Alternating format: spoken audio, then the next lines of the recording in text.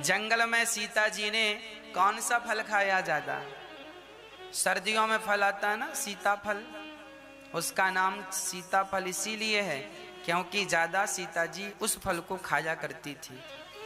और सीताफल जैसा ही रामफल होता है, बिल्कुल टू कॉपी, स्वाद थोड़ा सा अलग होता है। उसे राम जी खाते थे, वो रामफल है। जंगल में ये पहले मिला करते थे, अब तो ना के बराबर है। सीताफल और रामफल तो अब भी फिर भी कहीं कहीं रामफल कम सीताफल ज्यादा मिल जाता है। राम और लक्ष्मण प्रेम, राम सीता और लक्ष्मण जी फल खा करके अब राम जी कह रहे हैं कि हम विश्राम करेंगे।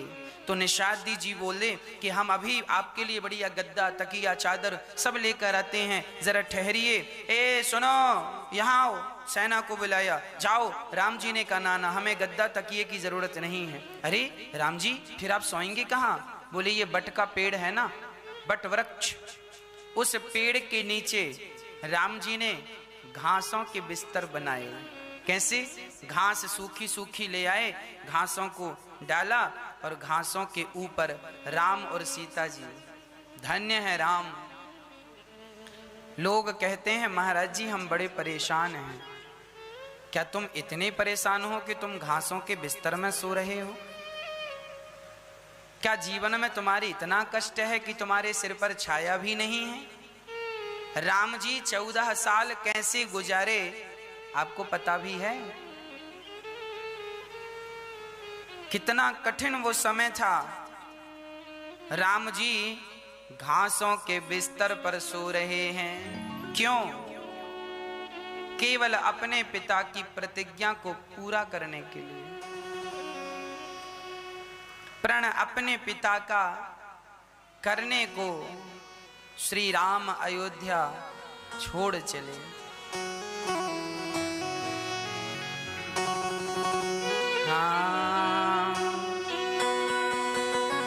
घासों के बिछौनों में सोने को,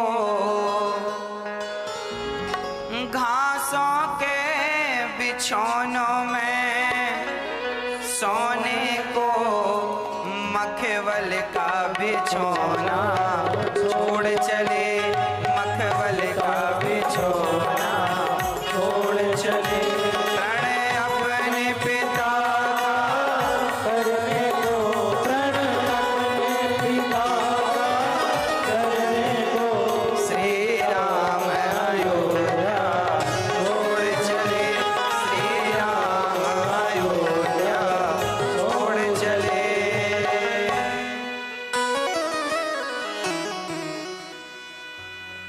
पिता की प्रतिज्ञा को पूरी करने के लिए यदि हमें घास के बिस्तरों में सोना पड़े तो हम घास के बिस्तर में सो जाते। तकिया, राम जी ने तकिया भी नहीं रखा, जमी पर लेट जाते हैं, सिराने हाथ रखते हैं। हम तो अपना तकिया बिस्तर हमेशा साथ रखते हैं। भागवत जी के श्लोकों को राम जी ने चरितार्थ कर दिया, जी करके दिखा दिया। हम लोग तो केवल कहकर बताते हैं, राम जी ने तो जीवन में उतार के बता दिया। सत्याम क्षितौ किम कशिपो प्रयासै बाहु स्वसिद्धे युपवर्हणै किम सत्यंजलौ किम पुरुधान्य पात्या दिग्वल्कलादौ। है ना? सत्य किम दुकूलै। कितना अद्भुत चरित्र है राम जी का। राम जी सो रहे हैं और सीता माता सो रही हैं। अच्छा, लक्ष्मण जी जाग रहे हैं। लक्ष्मण जी क्यों जाग रहे हैं? लक्ष्मण जी को लगा ये जंगल का राजा निषाद है, हो सकता है इसकी बुद्धि ना बिगड़ जाए, कहीं ये कोई हानि ना पहुंचा दे। तो लक्ष्मण जी खड़े रहे। अच्छा, निषाद राज भी वहीं पर खड़े रहे। अच्छा, निषाद राज को लगा कि हो सकता है ये जो लक्ष्मण है, हो सकता है ये राम जी सो रहे हैं तो उनको कोई नुकसान पहुंचाए, हो सकता है ये भी कैकेयी से मिला हो। निषाद राज जी सोच रहे हैं कि हो सकता है लक्ष्मण कैकेयी से मिला हो कि वनवास भेज दो और वनवास पहुंचे तो वनवास में मार के आ जाना, तो 14 साल बाद लौटने की भी समस्याएं खत्म हो जाएंगी। तो दोनों ही जागते रहे। लक्ष्मण जी इसलिए जागते रहे कि ये नुकसान ना पहुंचाए, और वो इसलिए निषाद जी जागते रहे कि लक्ष्मण जी कहीं राम को कोई नुकसान ना पहुंचाए। दोनों जागते रहे और रात भर दोनों ने क्या किया? सत्संग किया। दोनों ने सत्संग किया। क्या सत्संग हुआ लक्ष्मण का? लक्ष्मण जी ने जो उपदेश दिया है पूरी रामचरितमानस में, केवल लक्ष्मण जी ने यहां पर उपदेश दिया है। किसको? निषाद राज को। उपदेश देने की जरूरत क्यों पड़ी? निषाद राज जी कह रहे हैं, सुनो लक्ष्मण, कैकेयी माता को भी क्या सूझा? कैकेयी माता को भी राम का सुख देखा नहीं गया। अरे जब राम जी राजा बनने लगे तो उन्हें वनवास भेज दिया। कौन ऐसी मां होगी इतनी निष्ठुर कि अपने बच्चों को वनवास भेज दे? कैकेयी मां के मन में जरूर कपट है। जब निषाद राज कैकेयी मां को ऐसी ऐसी बातें कह रहे हैं, कैकेयी को गालियां दे रहे हैं, कोस रहे हैं, तब लक्ष्मण जी ने बोला, लक्ष्मण जी कह रहे हैं, काहू न को सुख दुख करदाता, निज कृत कर्म भोग सब भ्राता।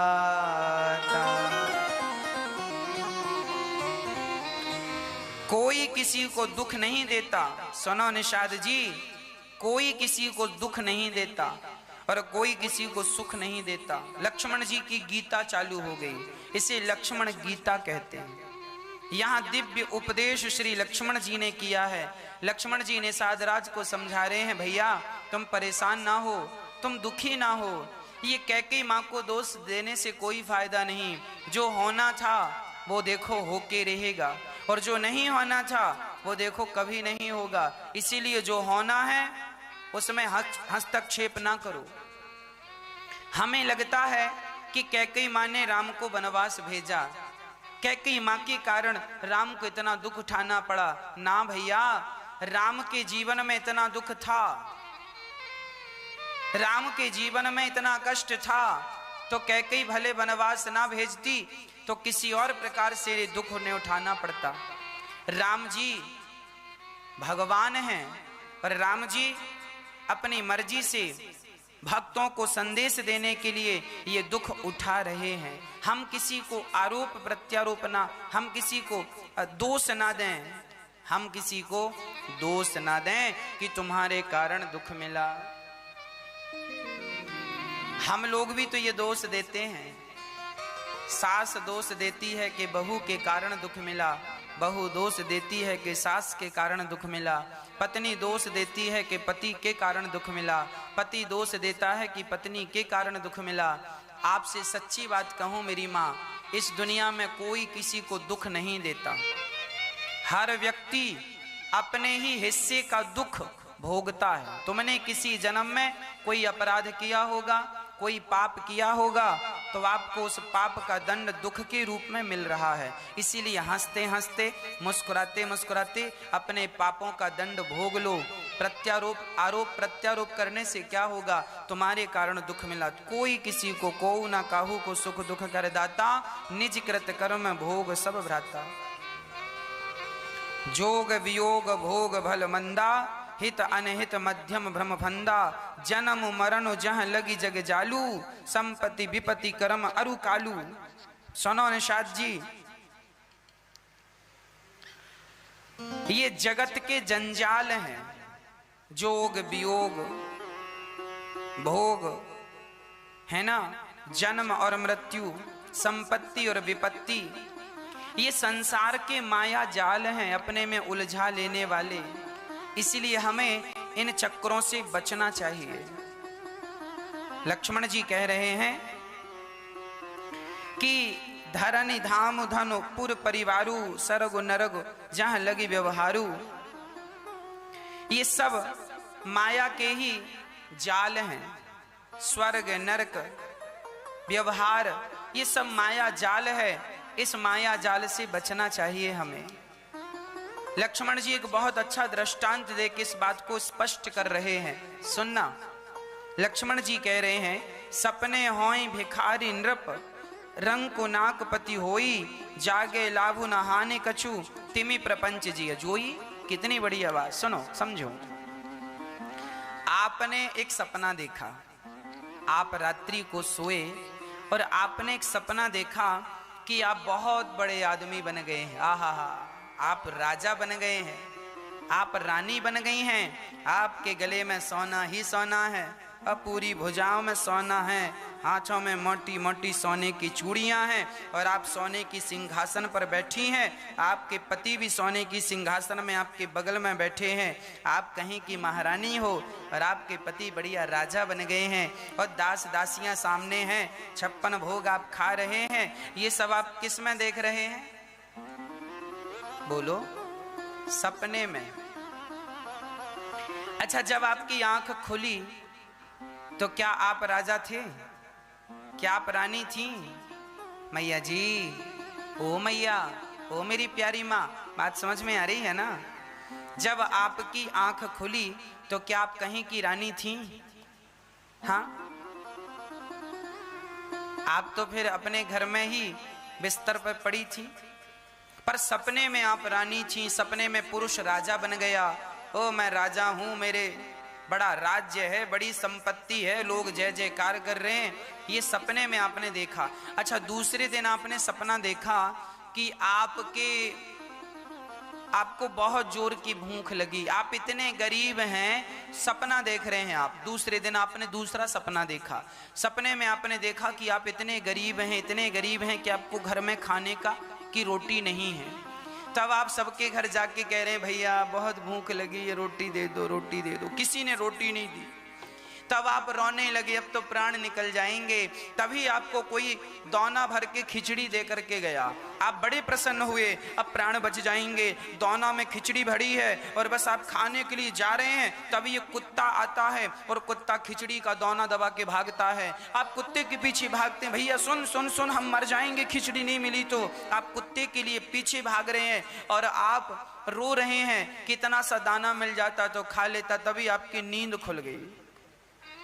जब नींद खुली तो क्या ये सच था कि आप गरीब हैं? आप अमीर हैं, ये सपना भी सच नहीं था। आप गरीब हैं, ये सपना भी सच नहीं है। सच्ची कहूं मेरी माँ, ये बेटा बेटी, घर परिवार, पद प्रतिष्ठा, मेरा मेरी, ये सब एक सपना ही है। ये सब कुछ क्या है? एक सपना है। फर्क इतना है कि वो सपना जो रात को देखा था वो आंखें बंद करके आपने देखा था, और ये जो सपना देख रहे हो ये आंख खोल के देख रहे हो। आंख खुलती है तो रात्रि का सपना टूट जाता है और आंखें बंद होती हैं तो ये दिन वाला सपना भी टूट जाता है। ना वो अपना है ना ये अपना है। लक्ष्मण जी यहाँ बहुत बढ़िया बात कह रहे हैं। अब कोई समझे तो समझ ले और नहीं समझे तो फिर परेशान बना रहे, उसमें क्या कर सकता है कोई। ये सब सपना है। मेरा बेटा है, ये मेरी पत्नी है, ये मेरा पुत्र है, ये मेरा धन है, ये मेरा परिवार है, ये सब सपना है। पागल, इसे अपना ना समझो। ये व्यवहार जो तुम कर रहे हो ये व्यवहार भी सत्य नहीं है। हाँ, अब मैं ये बिल्कुल नहीं कहूंगा कि तुम व्यवहार बंद कर दो ना, व्यवहार करो, सब कुछ करो, परिवार पत्नी के बीच में रहो, पर इस भाव से रहो, इस भाव से रहो कि हम भगवान के हैं, ये संसार मिथ्या है। अच्छा एक बात बताओ, आपने पिक्चर तो देखी होगी, मूवी। चलो मैं एक पिक्चर का नाम लेकर उसके विषय में आपको समझाता हूं। एक पिक्चर बनाई बच्चन साहब ने, पिक्चर का नाम था बागवान, है ना। उस पिक्चर में अमिताभ बच्चन के बच्चे हैं और वो बच्चे अपने माता और अपने पिता को घर से निकाल देते हैं। उस पिक्चर में अब हीरो रो रहा है, मेरे बच्चों ने मुझे निकाल दिया। वो पत्नी से बात करने के लिए भी महीनों का इंतजार करते हैं। एक बेटे के घर एक बेटे ने कहा मैं मम्मी पापा दोनों को नहीं रखूंगा, एक को रखूंगा।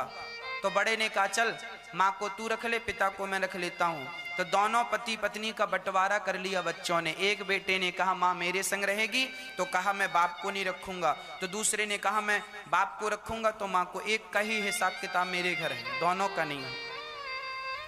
उस पिक्चर में अब दिखाया ये गया, बच्चन साहब रो रहे हैं पत्नी से बात करने के लिए, एक दूसरे की बात ही नहीं हो पाती, बच्चे ने घर से निकाल दिया। आप लोग भी जब उस पिक्चर को देख लेंगे ना, तो वो इतनी इमोशनल पिक्चर है कि आपकी भी आंखों में आंसू आ जाएंगे, है ना। लेकिन क्या जो टीवी पर दिख रहा है कि अमिताभ बच्चन के बेटे ने घर से निकाल दिया, क्या ये सही है? रियल में सही है? बोलो। जो पिक्चर में दिख रहा है, जिस पिक्चर को देखकर आप और हम रो रहे हैं, क्या उस पिक्चर में दिखता हुआ हर चरित्र, हर कैरेक्टर क्या सही है? अर्थात क्या सचमुच उनके बेटे ने घर से निकाल दिया है? नहीं, नहीं निकाला, पर उसमें दिख रहा है। मतलब जो दिख रहा है वो अलग है सच्चाई से। सच्चाई कुछ और है। जो सच्चाई है वो तो दिख नहीं रही है, और जो दिख रहा है वो सच्चाई नहीं है। यही हमारे जीवन का भी फंडा है। हमें भी लग रहा है कि ये मेरी पत्नी है, ये मेरा पुत्र है, ये मेरा परिवार है, और हम इन्हीं के व्यवहार में रहते हैं। हमें रोना भी आता है, हंसना भी आता है, पर सच्चाई अंदर से यही भाव बनाओ। जैसे पिक्चर देखते समय आप जानते हैं कि जो पिक्चर में दिख रहा है यह पूर्ण सत्य नहीं है, सत्य तो कुछ और ही है।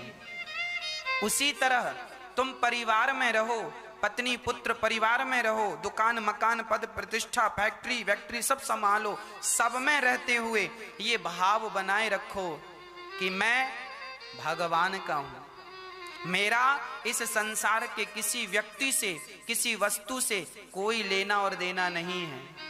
मैं रियल में भगवान का हूं, पर व्यवहार जगत में मुझे यहां रहना है तो व्यवहार करना पड़ेगा, सो मैं व्यवहार कर रहा हूं। छोटा सा उदाहरण और देता हूं, शायद आपकी समझ में आ जाए। एक बाप, एक पिता अपने बेटे के संग कबड्डी खेलता है उसकी खुशी के लिए। बेटा कहता मेरे संग खेलो, तो बाप खेलने लगता। वो खेलता क्या है, चलो कबड्डी खेलते हैं। तो पहले बेटे ने कहा मैं आऊं, हाँ हाँ तुम आओ। तो पिता को पकड़ता है और पिताजी गिर जाते हैं, और गिरकर पिता अपने बेटे को अपने पेट में बिठाकर बोलते हैं मैं हार गया, तू जीत गया। पिता जब अपने बेटे के संग खेलता है तो पिता जमीन पे गिर जाता है ऐसे ही, और वो कहता है कि मैं हार गया, तू जीत गया। बताओ बाप ये क्यों कहता है? इससे बेटे को खुशी मिलती है, बेटा बड़ा प्रसन्न होता है कि मैं जीत गया, मैं जीत गया। हाँ या ना, बात समझ में आ रही है? कई बार बच्चा अपने बाप के संग खेलता है तो बाप हार जाता है, बाप हार गया। ऐसा नहीं, अरे बाप की भुजाओं में ताकत थी तो मैं उठाकर फेंक सकता था, पर वो हार गया इसीलिए तुम्हारी खुशी के लिए।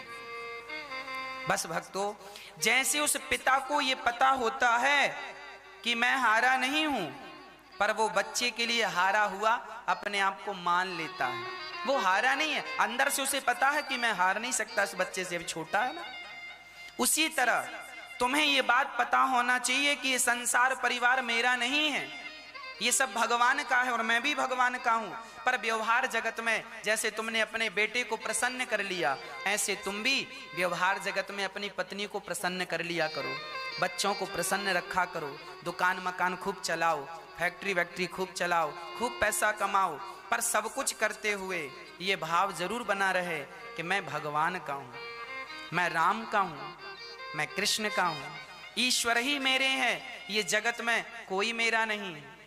व्यवहार पूरा निभाइए। कर्मण्यवाधिकारस्ते मां फलेषु कदाचन। तू कर्म करता रह बेटा, सब कुछ कर्म कर, लेकिन ये मत भूल कि तू मेरा है और मैं तेरा हूं। हम राम जी हमारे हैं। पायो जी मैंने राम रतन धन पायो, राम ही मेरी संपत्ति है, राम ही मेरा धन है, यह याद रह जाए तो फिर कहना ही क्या है। पर लोग संसार में ऐसे उलझ जाते हैं, ऐसे। हम ये नहीं कहते कि तुम पत्नी और पुत्र और परिवार को छोड़ दो, हमने आज तक कभी नहीं कहा कि तुम सब कुछ छोड़ दो, हमने कभी नहीं कहा कि तुम पत्नी पुत्र परिवार छोड़ दो, कुछ ना छोड़ो, सबके बीच में रहो, पर भाव यह रहे, तुम्हें ये ज्ञान रहे, ज्ञान का ये दिया जलता रहे सदा कि मैं भगवान का। बस इतनी सी बात तो याद रखनी है। इसमें बुराई क्या है, हर्ज क्या है? कोई किसी को सुख नहीं देता, कोई किसी को दुख नहीं देता।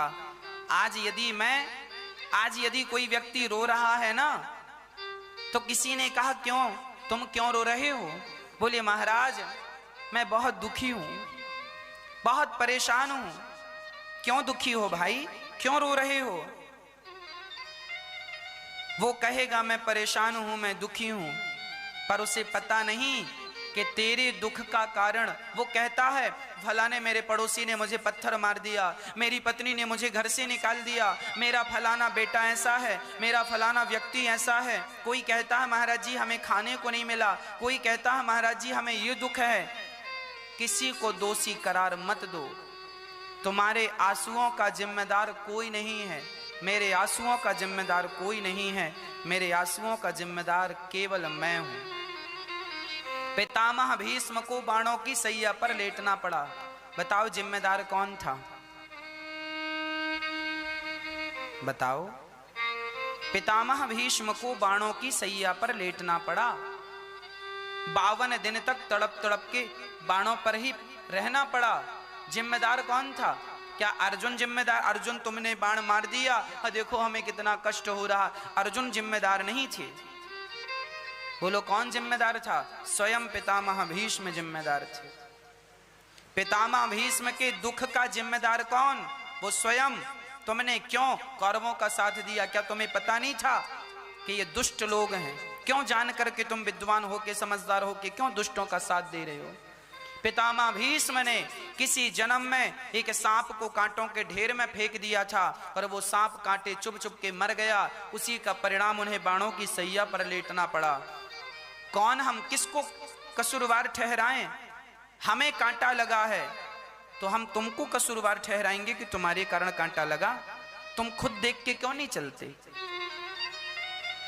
अपना दोष लोग नहीं देते, दूसरों पे दोष थोपते रहते, तुम्हारे कारण, तुम्हारे कारण। गांधारी ने भगवान श्री कृष्ण को श्राप दे दिया, जाओ जैसे मेरे पुत्र आपस में लड़के मर गए हैं, तुम्हारा भी परिवार, तुम्हारा भी वंश आपस में लड़के मर जाए। माता गांधारी तुम क्या कह रही हो? भगवान श्री कृष्ण को तुम श्राप क्यों दे रही हो? भगवान ने मना नहीं किया, भगवान ने तो माता का श्राप सिरोधार्य कर लिया। पर पूछा जाए जरा, गांधारी माँ आपने भगवान कृष्ण को क्यों श्राप दिया? केवल इसीलिए ना कि तुम्हारे सारे बच्चे आपस में लड़के मर गए?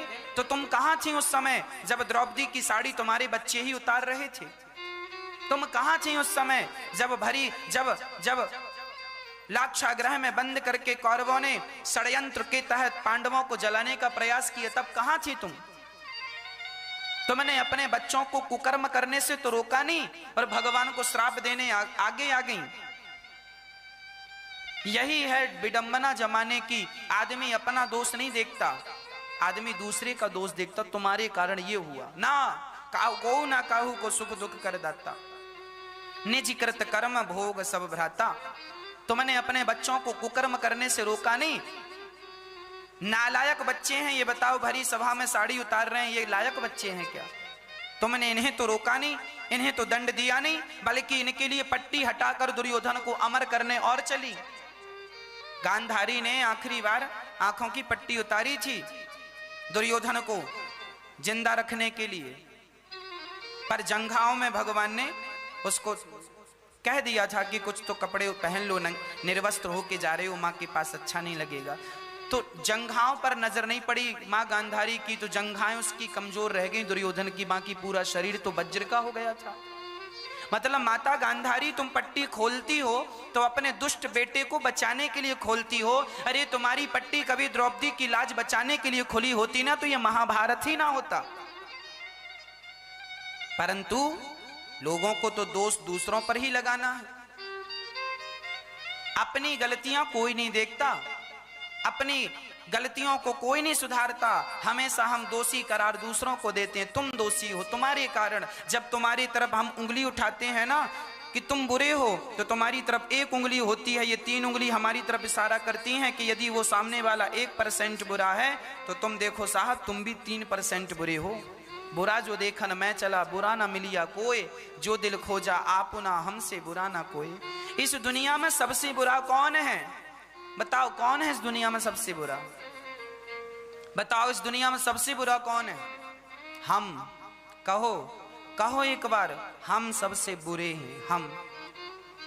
हम ही सबसे बुरे हैं। पर हम जीवन भर अपनी सास को बुरा मानते गए, अपनी बहू को बुरा मानते गए, अपनी पत्नी को बुरा मानते गए, अपने पति को बुरा मानते गए, अपने पड़ोसियों को, रिश्तेदारों को बुरा मानते गए। हम सारी दुनिया दूसरों को दोषी करार ठहराते गए, पर अपने आप को कभी दोषी ठहराया नहीं। यदि अपना दोष देख लिया होता तो सबके दोष अपने आप समाप्त हो गए होते। विडंबना तो यह है आदमी अपने दोष ना देखकर बाकी सबके दोष देखता है। इसीलिए लक्ष्मण जी की गीता कह रही है, काहू ना को सुख दुख कर दाता, निज कृत कर्म भोग सब भ्राता। हाँ जी, कोई किसी को दुख नहीं देता, किसको हम दोषी ठहराएं? न देना दोष किस्मत को, विपत्ति तो सब पे आती है। हम सपना देखते हैं, सपने में राजा होना, रंग हो जाना, सब दिखता है पर सत्य कुछ नहीं है। ये जिंदगी तुम जी लो, जी के मर जाओ, क्या पाया तुमने? बताओ। जिंदा थे, तुम्हारी पत्नी थी, पुत्र था, पैसा था, प्रतिष्ठा थी, मर गए। अब बताओ क्या है तुम्हारा? फिर तुम्हारा कुछ होता तो तुम ले जाते ना, तुम्हारे बाप दादों का कुछ होता तो वो ले गए होते। ये सब सपना है। हमारा व्यवहार भी एक सपना है। हम आपसे राम राम करते हैं, हम आपको कहते हैं आइए, बैठिए, खाइए, पीजिए, है ना? ये सब जो व्यवहार हम करते हैं आपके संग, ये व्यवहार भी एक सपना ही है, कोई नहीं। हमें बस यह याद रखना चाहिए कि हम भगवान के हैं बस। हे नाथ, मैं आपको कभी भूलूं नहीं। शंकर जी कह रहे हैं, जानिए तबहि जीव जब जागा, जब सब विषय विलास विरागा। जानिए तबहि जीव जब जागा, जब सब विषय विराग विलासा। जानिए तबहि जीव जब जागा, जब सब विषय विलास विरागा। उसी को आप जागा हुआ मानिए जो व्यक्ति विषयों से मुड़कर भगवान में लग गया हो, जो व्यक्ति अभी भी बुढ़ापे में भोग रहा हो, जो व्यक्ति बुढ़ापे में अभी भी पैसों की तरफ भाग रहा हो, समझ लेना कि ये अभी तक जागा नहीं है, अभी तक मोह की रात्रि में सो रहा है। मोह निशा सब सोवनिहारा, देखा हूँ स्वप्न अनेक प्रकार। ये सब एक सपना है। इसीलिए भगवान श्री राम अब विश्राम कर रहे हैं और लक्ष्मण जी निषाद राज को इतना बढ़िया उपदेश दे रहे हैं। जब विवेक होता है ना, तब ये भ्रम समाप्त हो जाता है कि कौन सत्य है कौन मिथ्या है, और नहीं तो ये भ्रम जाता नहीं है। अब सवेरा हुआ, राम जी ने सुमंत्र जी से कहा आप लौट कर जाइए, अब यहाँ गंगा पार करके आगे की यात्रा हम स्वयं करेंगे। वनवास हमारा हुआ है, आपका तो हुआ नहीं, क्यों आप कष्ट उठा रहे हैं? सुमंत्र जी ने कहा आपके पिताजी ने कहा है कि 4 दिन 6 दिन घुमा के राम लक्ष्मण सीता को जंगल दिखा के वापस ले आना। वो कैसे रहेंगे जंगल में, क्या उन्हें रहना आता है? वो तो हमेशा, सीता माँ तो इतनी कोमल थी कि जब सीता की विदा होकर वो ससुराल आई अर्थात अयोध्या आई, तो माता कौशल्या ने सीता जी के रास्ते में गुलाब की नहीं, मेरे पास तो गुलाब की पंखुड़ियां हैं, सो मैं गुलाब का कह रहा हूं, कमल की पंखुड़ियां बिछाई थी माता कौशल्या ने सीता जी के रास्ते में। कमल की पंखुड़ियां जब बिछाई तो कमल की पंखुड़ियों को बिछाने में ना सीधी सीधी करके बिछाई, एक पंखुड़ी के ऊपर एक ऐसा रखा गया, ऐसे कमल की पंखुड़ी थोड़ा बड़ी होती है, एक के ऊपर एक रखा गया। तभी पंखुड़ी का ये वाला जो हिस्सा होता है ना, ये जो थोड़ा सा देखिए, ये हिस्सा तो बिल्कुल कोमल है, पर पंखुड़ी का ये हिस्सा जो पीछे का हिस्सा है ये थोड़ा सा कठोर होता है, थोड़ा सा नाक के बराबर, ये देखिए, जबकि ये बहुत कोमल है आगे का हिस्सा। ये तो गुलाब कमल की पंखुड़ियां भी आगे की तरफ तो बिल्कुल कोमल होती हैं, एक पंखुड़ी जरा खड़ी रह गई ऐसे। और जब माता सीता आई ना, तो माता सीता के चरणों में कमल की पंखुड़ी चुभ गई। माता सीता जोर से चिल्लाई, कौशल्या जी बोली बेटा क्या हुआ? माँ कमल की पंखुड़ी चुभ गई। अब आप विचार करो, माता सीता के चरण इतने कोमल थे कि उनके पांव में कमल की पंखुड़ी चुभ जाती थी। अब वो सीता नंगे पांव 14 वर्ष जंगल में कैसे गुजारी होंगी, आप कल्पना करके देखिए। आप कहते हैं ना महाराज जी हम बड़ी कष्ट में हैं, क्या सीता माता जैसे कष्ट में है आप? क्या उतना कष्ट है आपके जीवन में? उतना दर्द है आपके जीवन में? ऐसी माता सीता आज जब सुमंत्र जी देख रहे हैं बिस्तर पर घास के बिछौनों पर आंसू रुक नहीं रहे हैं, राम चलो राम चलो, तब दशरथ जी तब राम जी कह रहे हैं सुमंत्र जी से कैसे जाएं? क्या हम अपने पिता के वचनों को तोड़कर चले चलें? क्या राजा रंती देव ने अपने वचनों को तोड़ा? राजा रंती देव दानी थे, इन्होंने भूखे रहकर भी जब इनके सामने भोजन की थाली आई, राजा रंती देव जी बड़े भूखे थे, बहुत दिनों के भूखे थे, महीनों से भूखे थे, इनको खाने को कुछ नहीं मिला, महीनों की भूख इनके पेट पर थी। तभी इनकी पत्नी और इनके बच्चा और ये 3 लोग जंगल में दर दर की ठोकर खा रहे थे। महीना बीत गया, महीनों से ज्यादा हो गया, लगभग 50 दिन बीत गए और भोजन का कोई व्यवस्था नहीं हुई। तब गांव में एक भंडारा चल रहा था, अन्य क्षेत्र चल रहा था। सुरंती देव ने वहां प्रसाद लेकर के सोचे चलो नदी के तट पर आचमन करके प्रसाद पाएंगे। तो वहां तीनों जन प्रसाद लेकर आए और वहां केले के पत्तल में प्रसाद रख के और खीर पूड़ी सब्जी जैसी खाने वाले थे, एक चांडाल कुत्तों को लेकर आया और चांडाल ने कहा भैया हम बड़े भूखे हैं, 15 दिन से भूख लगी है, कहीं खाने को नहीं मिला। रंती देव ने विचार किया राम राम, खुद महीनों के भूखे थे और सामने 15 दिन का भूखा था चांडाल। रंती देव जी ने कहा कोई बात नहीं, आपकी भूख आपकी जान अनिवार्य है, आपका पेट भरना मेरा धर्म है। मेरा धर्म इसलिए है क्योंकि मेरे पास भोजन है और आप मुझसे मांग रहे हैं। तो राजा रंती देव ने अपनी थाली खिसका दी, चांडाल ने रोटियां जल्दी जल्दी पूड़ियां खा ली। कहा अभी पेट नहीं भरा।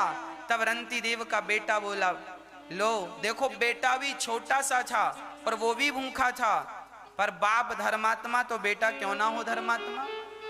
बाढ़े पूत पिता के धर्मा, माँ बाप के धर्म से बच्चों का कल्याण होता है, बच्चों का भविष्य बनता है।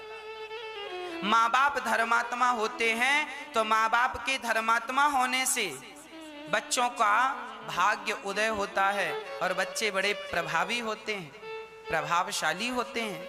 इसीलिए बच्चा तो बच्चा था, उसने भी थाली दी, पत्नी रंती देव जी की, उन्होंने भी थाली। अब चांडाल ने खा लिया, कहा मेरे कुत्तों को भूख लगी है, तो जो रंती देव की पत्नी थी उनका भोजन कुत्तों को डाल दिया गया और कुत्तों ने चाट लिया सारा भोजन। अब एक छोटा सा पानी का गिलास था, अर्थात पानी भरा था। चांडाल ने कहा धन्य है आप, मेरी भूख मिटाई।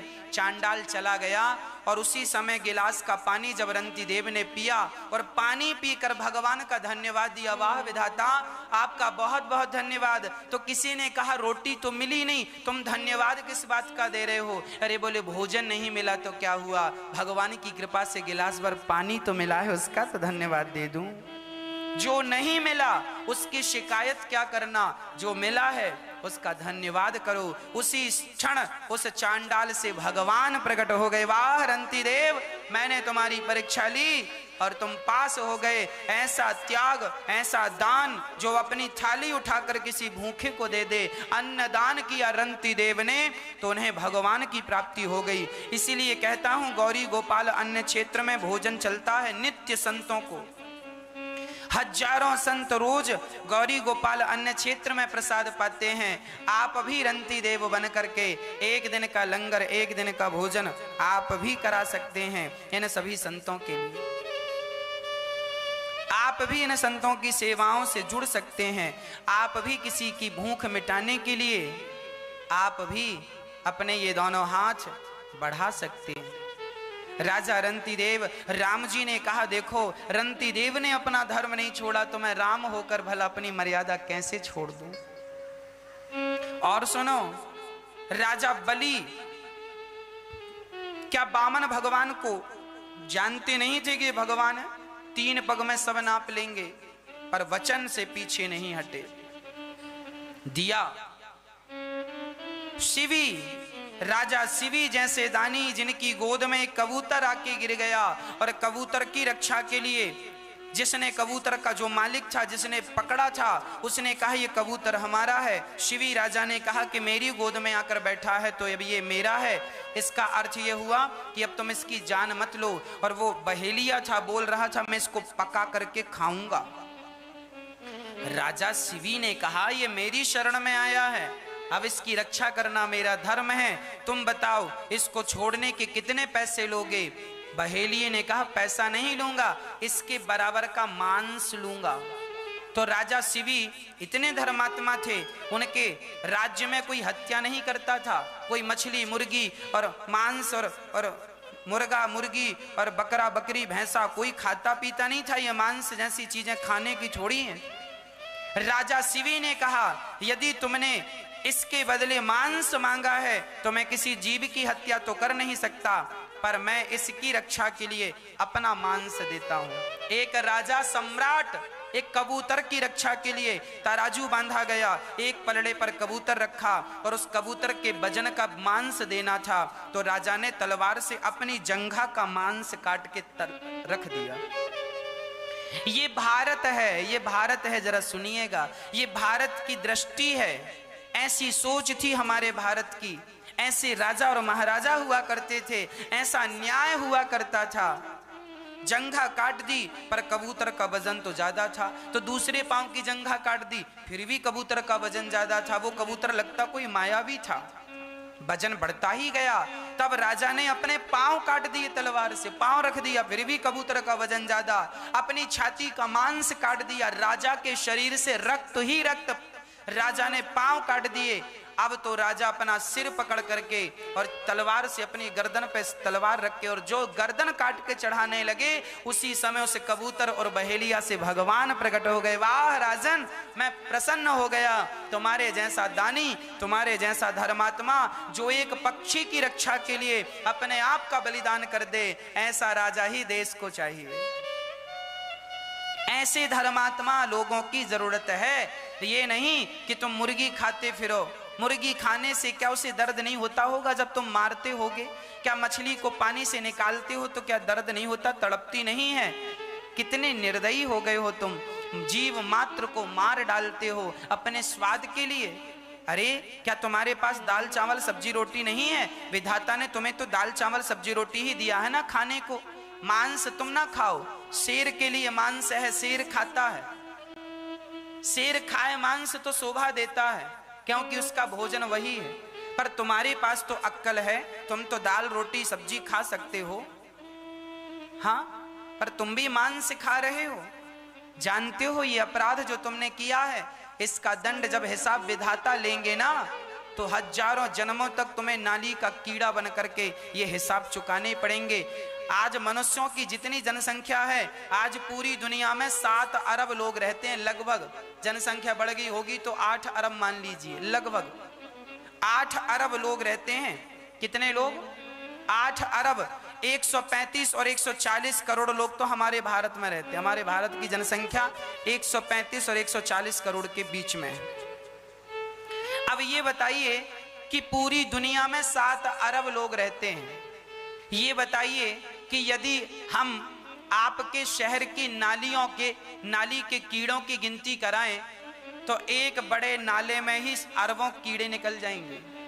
संपूर्ण दुनिया के नालों के कीड़ों की तो गिनती हो ही नहीं सकती। अब आप बताओ, आदमी इतने कम हैं और ये कीड़े इतने ज्यादा क्यों हैं? क्योंकि आदमी जब पाप करता है ना, तो वह एक आदमी जब पाप करता, जैसे तुमने मांस खाया, मुर्गी खाई और अपने माँ बाप को सताया और गलत काम किए, तब भगवान तुम्हें नाली का कीड़ा बनाते हैं। और एक बार के लिए नहीं, करोड़ों जन्म के लिए फिक्स कर देते हैं। जन्म लो फिर मर जाओ, जन्म लो फिर मर जाओ, फिर नाली का कीड़ा, फिर नाली, मर गए नाली के कीड़े, नाली में पैदा भए, नाली में मर गए, फिर नाली का कीड़ा, वही वही वही हजारों जन्मों तक बनो। उसके बाद फिर तुम चमगादड़ बनना, उसके बाद तुम फिर मुर्गा मुर्गी बनना, उसके बाद तुम मछली बनना, उसके बाद 84 का चक्कर काट के फिर मनुष्य का तन पाना, और फिर मनुष्य के तन को पाकर तुमने फिर जीव हत्या कर दी, तो फिर जाओ नाली का कीड़ा बनो। साधन धाम मोक्ष कर द्वारा ये मनुष्य का तन बड़े भाग्य से मिलता है। मेरी माँ, इसे व्यर्थ ना गवाओ, बड़े भाग्य मानुष तन पावा, सुर दुर्लभ सदग्रंथ निगावा। बड़े भाग्य से भगवान ने ये मनुष्य का तन दिया है। राम जी कह रहे हैं, सुनो, राम जी कह रहे हैं, धर्म न दूसर सत्य समाना, आगम निगम पुराण बखाना।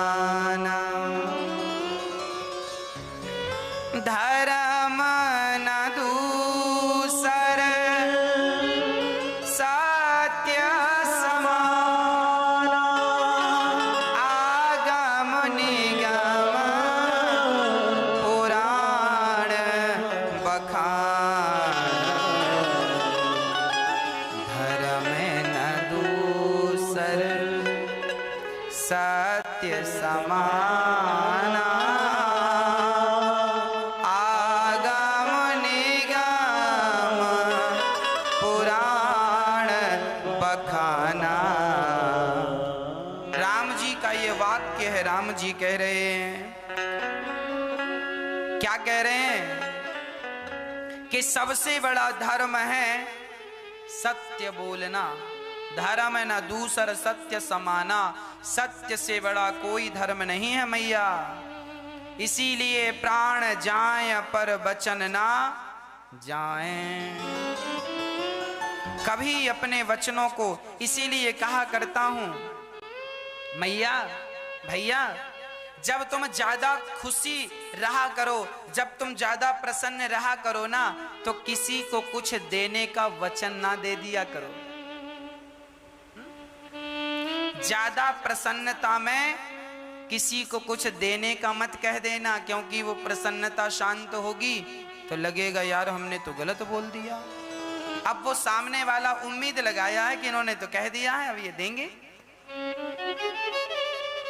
और ज्यादा दुखी हुआ करो तो कोई निर्णय ना ले लिया करो। कई बार लोग जब बड़े परेशान होते हैं ना, दुखी होते हैं, जा रहे हैं छोड़ के, तुम्हारे घर में आएंगे नहीं, तुम्हारे देहरी को पार नहीं करेंगे और तुम्हारी शकल नहीं देखेंगे और क्या क्या ना कह देते हैं। जब आप बहुत गुस्से में होते हैं, जब आप बहुत गुस्से में क्रोध में होते हैं ना, तो आप निर्णय ले लेते हैं कुछ कुछ, वो सारे निर्णय गलत होते हैं।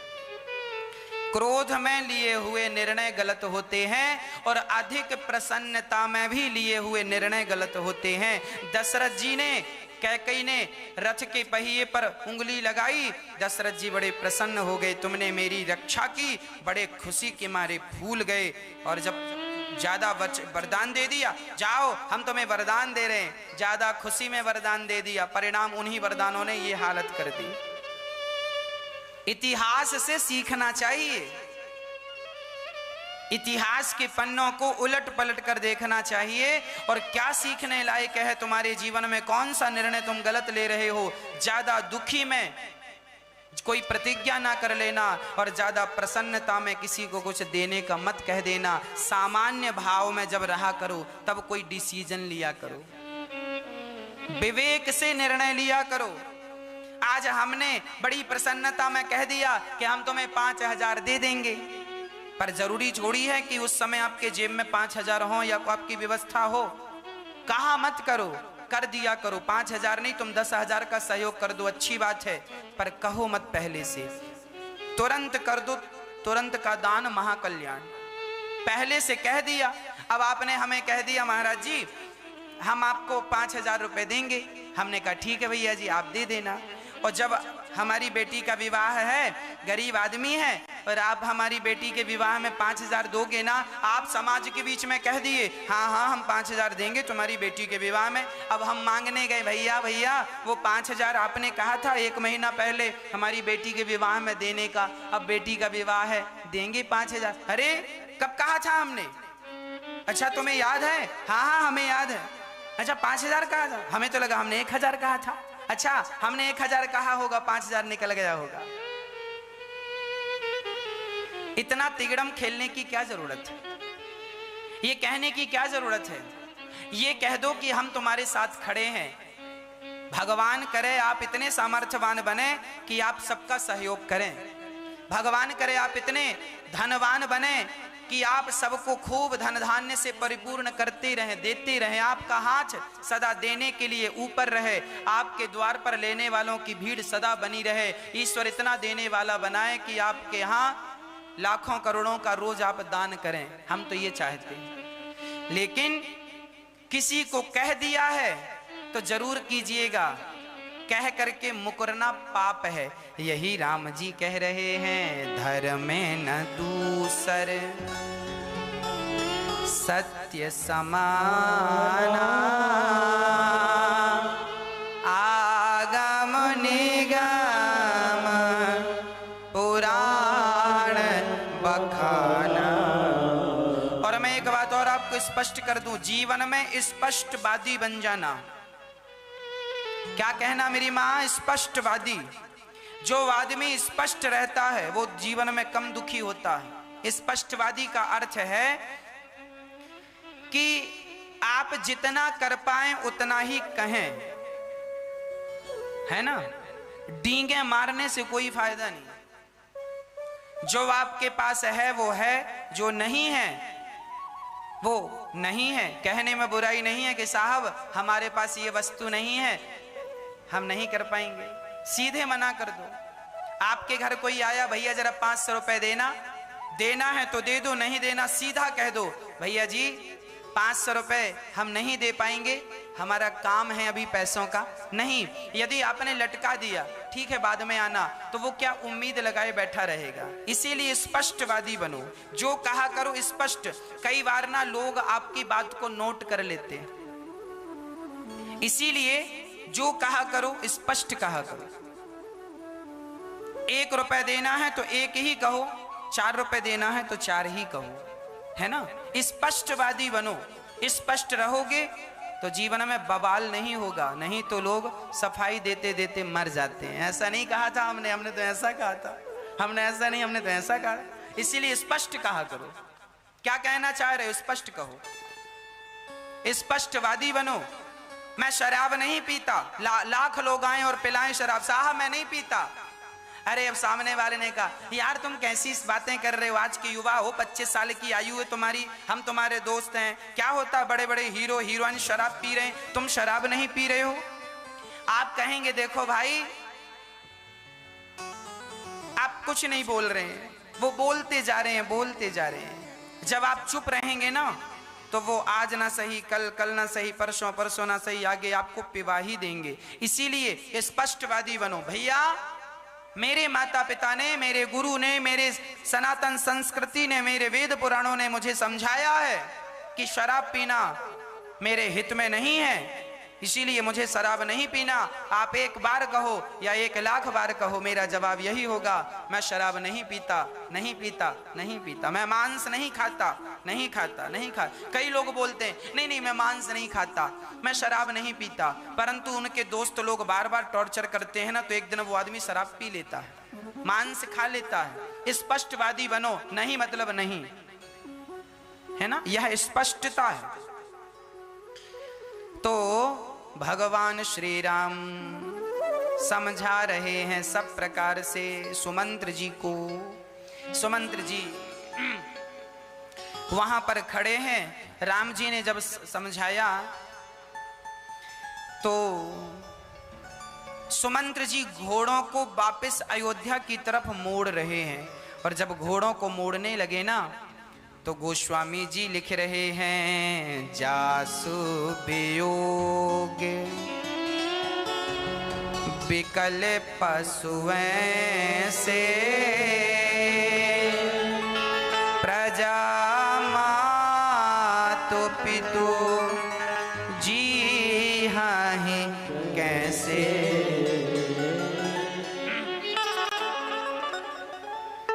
अब तो दशरथ सुमंत्र जी घोड़ों को मोड़ने लगे ना तो उन घोड़ों की आंखों से आंसू निकलने लगे जो घोड़े राम जी को लेकर के आए थे।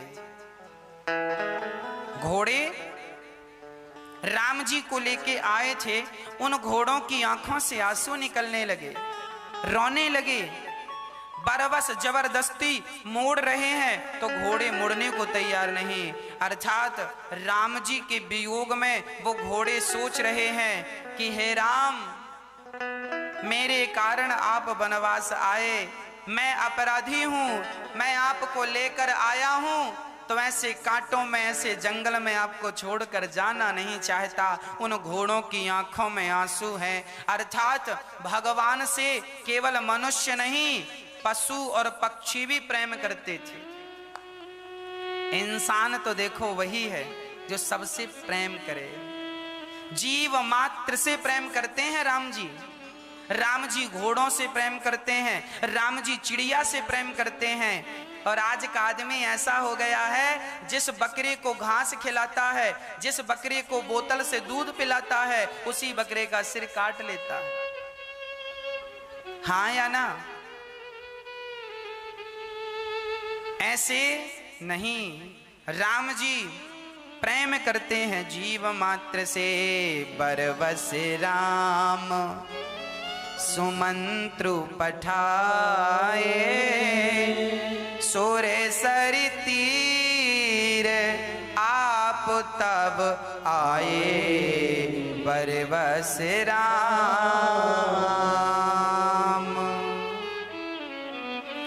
राम जी ने जबरदस्ती सुमंत्र जी को विदा किया, जाइए जाइए।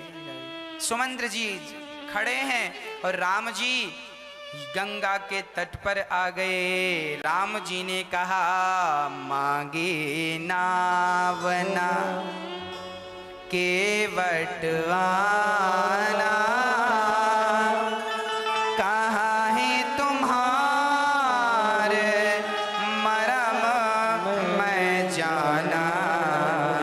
मांगे नावना। आज पहली बार राम जी भक्तों से कुछ मांग रहे हैं। क्या मांगी राम जी? मांगे नाव। राम जी केवट से कह रहे हैं, भैया केवट केवट। तो केवट ऊपर से आवाज है, हाँ सरकार बोलो। वहीं से क्या है? बोले नाव लाओ, मांगे नाव। केवट बोलता वहीं से अपने झोपड़ी ऊपर बना रखी, बोले ना नहीं आऊंगा। राम जी बोले क्यों नहीं आएगा?